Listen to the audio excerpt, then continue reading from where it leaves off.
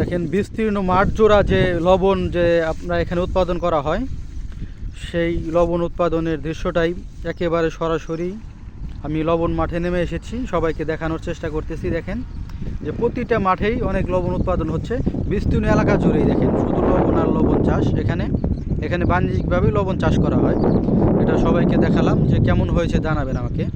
যে দেখেন যে এখানের মানুষের উৎপাদনের বা আয় রোজগারের একটি পথ হলো লবণ উৎপাদন করা।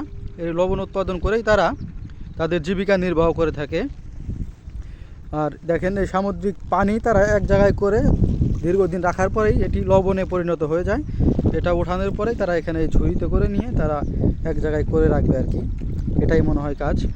এই ভাইজানের কাছে আমরা শুনতে পারলাম যে কি গ্রীষ্মকালে নাকি লবণের চাষটা বেশি হয়। ঠিক আছে না ভাইজান? গ্রীষ্মকালে লবণের উৎপাদন বেশি হয়।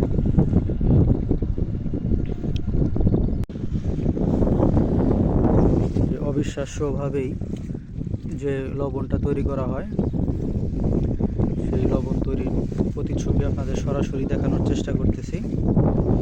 যে পানি থেকেই, সমুদ্রের পানি থেকেই নাকি লবণ তৈরি হয়, সেটা আসলে কল্পনা করতে পারিনি, সেটা এখন বাস্তবে দেখা যাচ্ছে। যে দেখেন এই যে লবণগুলো সরাসরি আপনাদের কাছ থেকে দেখানোর চেষ্টা করলাম। যে এই দেখেন খানা খানা লবণগুলো এক জায়গায় করা হচ্ছে।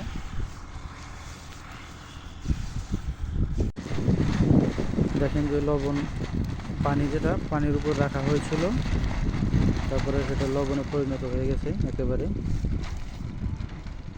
ওই যে দেখেন যে একেবারে লবণ হয়ে গেছে।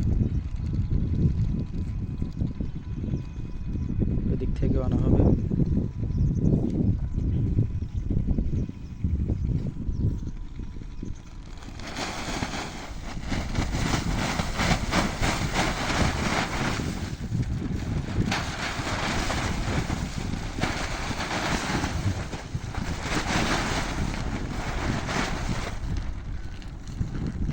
দেখুন অসাধারণ লবণ তৈরি হয়ে গেল।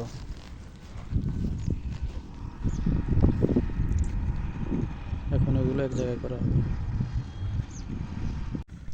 আমি বন্ধুরা দেখেন আমি আসছি এখন লবণ তৈরির যে মাঠ, যেখানে লবণ তৈরি করা হয়। যে এই দেখেন ওই যে লবণ এক জায়গায় করা হচ্ছে। এক ভাই লবণ সে করতেছে, এক জায়গায় করতেছে। এটা দেখে খুবই ভালো লাগতেছে।